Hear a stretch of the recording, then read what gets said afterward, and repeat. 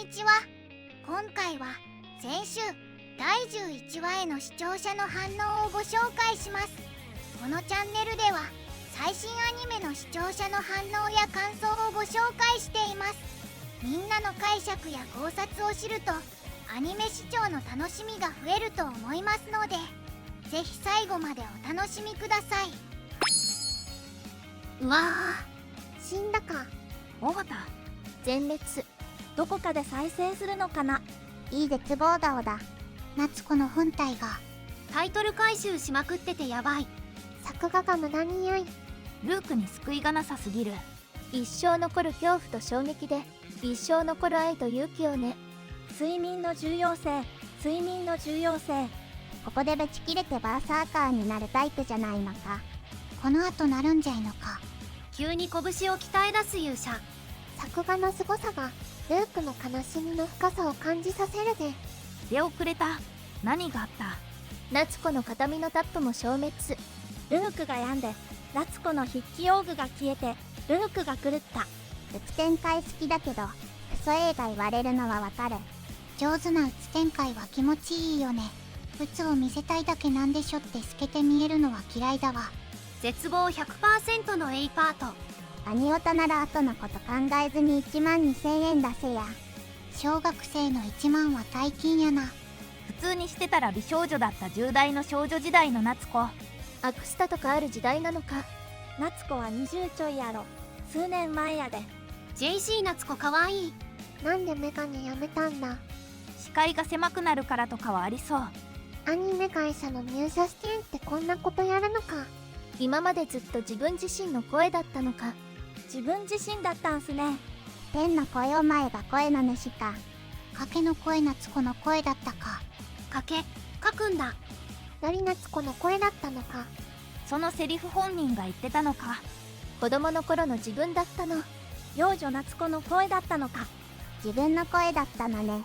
賭けと言っていたのは自分自身だったか。エヴァンゲリオンだったらここから私は書くぞって盛り上がるも、それを上回るうつ展開来て今度こそ主人公の心が折れちゃう展開よね。ブレシンカワエンドや。ここから逆転あるのか。バッドエンド確定か。結局こうなるのか。シュバルツバースか。で闇落ち。メガテン。来週終わり。ああが間に合わなかった。もうルークの闇落ちは止められない。テイルズ・オブ・なんとか。ルークの闇落ちも鳥監督の望み通りだよな。望み通りというか元のシナリオ通りだし、やはり最後はルーク救済エンドへの改変を監督が認めるオチになりそうだ。おい、ドグーはいつ生き返るんだよ。死んだドグーは生き返らないんだよ。受け入れろ。ユニオンは落ち込むことなくて明るいキャラやな。デフォルメ強いキャラがシリアス全開だと息が抜けないよね。原作者がバッドエンドにした結末をファンが救うハッピーエンドにするのか。同人作品には原作では扱いが悪い救われないキャラを救いたいってやつは多い。悪役令嬢ものなんかもそういう系統だしね。ようやくパクリ。本家からオリジナルバンクかと思いきや。来週最終回か。地味に面白かったな。また1週間待つのか。最後は死んだナインソルジャー揃うかな。逆転の道筋が全く見えない。来週は愛の力で自分を取り戻したルークが夏子と協力して巨大化した監督を倒してハッピーエンドだな。滅びゆくのラストまで行って続きで結末を書き足すのか。最後次第だな。どうせ滅びない物語に前進して終わるんでしょ。ルークに救われたみたいに語ってたけど、その割に滅びゆく物語のストーリー変えようとしちゃうのはなんかモヤモヤするな。メリーバッドエンドくらいにしかならなそうな。タイトルきたー。最終回のサブタイがタイトルのアニメは回収オッズ。次回全集。全集するんだ。タイトル回収。熱い最終回になりそうだ。来週は関原ブラブ天狂犬で全部解決。全集ってことはエンディングで辻褄合わせることじゃなくてそっくりやり直すってことだよな。あと30分で畳めるのか。終わりだね。来週で最終回か。最初は全然期待してなかったのに結局今期ではトップクラスの面白さだったな。滅びゆく物語2を夏子が作ればええね。ちの結末がまさしく全集って感じだったが、こっちはどうなるのか。全集面白い。鳥監督、自分が本来思い描いた結末に持っていけそうで小躍りしてそう。鳥監督の作品を変えずに結末を変えるのだとしたら、夏子が続きを描くしかなさそう。全集見てるとところどころルックバックを思い出すから、創作に対する苦悩みたいなところは共通してリアリティを感じてるのかも。眼帯メメルンもっと取り上げられるべき。絶望と希望が錯綜しまくったな。最後は絶望で終えたけど、希望が向かってるはず。滅びゆく物語の原作の結末まではちゃんとやって、かつその後実弾的な形でルークも世界も救うのか。新ビジュアルの全部お前のせいだが、町のみんなが夏子に向けて言ったセリフのことだと思ってたけど、ルークが言ったセリフでもあったことを知って泣きそう。鳥監督も作品の尺伸ばすなとは言ってるけど、続編作るなとは言ってないからな。絶望の1週間を過ごせと制作に情けはないんか。書くんだ夏子。タップの声の正体は幼少期の広瀬夏子自分自身。アニメーターになるまで滅びゆく物語のことを思い描けば、この世界にオリジナルの物語はいくらも作れていたのだ。忘れかけていた自分の原点を取り戻す王道の物語にこの作品はなったと思う。面白い。冒頭から絶望しかない。泣き叫ぶ子供や死体の数々を見て、この世界に救いはないのかと思ったよ。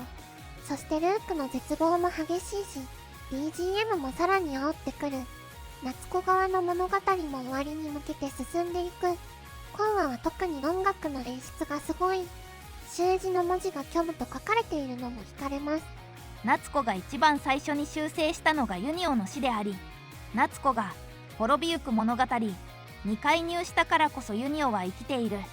そんなユニオの言葉が夏子を救う激アツ展開。さらに声の回収も熱い。切らずに見続けてよかった。ルークの絶望に至るまでの描写も作画も秀逸すぎた。ユニオの滑落っぷりと夏子のルークたちへの愛情を再認識するところも良かった。映画の最後は変えられなくても、そこから夏子がハッピーエンドにつなげるのかな。引き続き非常に面白い。夏子が自分の原点であるルークへの思いに至るまでじっくりと時間をかけて描写する演出に好感を覚えた。他方ルークは精神的な拠り所である夏子を失い、守るべきはずのソウルフューチャーに手をかけてしまう流れがリアル。最終回に期待大。クリエイターとして悪性に怯えてもう解放されたいと思う一方で、好きだと言ってくれる人がいるのなら立ち上がれるんだよな。書くんだ夏子。これは昔の自分に後押しされてたやつだったか。もう描かないと沈んでいた夏子にユニオがかけた言葉が絵を描く人を救う言葉すぎて泣きそうになった。夏子が過去を振り返るシーンもずっとルークと一緒だったんだって思い出すのいいな。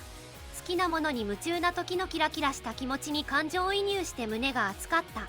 文字通り自己否定からの自己肯定。結局彼女を突き動かすのは自身の初期衝動なわけだけど、そのきっかけとなるものはリアルな人間でもキャラクターでもいいんですよね。クリエイター夏子にとってはその初期衝動こそが初恋なのかもしれない。7話で出てきた過去の人たち総登場は吹いたけど、ちょっとコミカルに描かれてたけど、あれ夏子が見えてなかった悪意とか不安とか総じたネガティブな表現なのかなって。それらが見えないように照らし続けてたのがルークなんだって。後ろ向いて初めて気がつくこともあるよね。絶望から立ち返る物語でしたね。絶望を深めるためにいつかの過去回想が生きてる。夏子に葉っぱをかけたのがなんだかんだ揉めてたユニオで、最終的に絵は認めてるってのもいい。ずっと謎だった魔道具の声の正体もわかり、出す前の話として文句なしです。最後までご視聴いただきありがとうございました。皆さんのご感想や注目ポイント、考察などありましたらコメントで教えていただけると嬉しいです。このチャンネルでは最新アニメの視聴者の反応や感想をご紹介しています。ぜひチャンネル登録とグッドボタンをよろしくお願いします。それではまた次回の動画でお会いしましょう。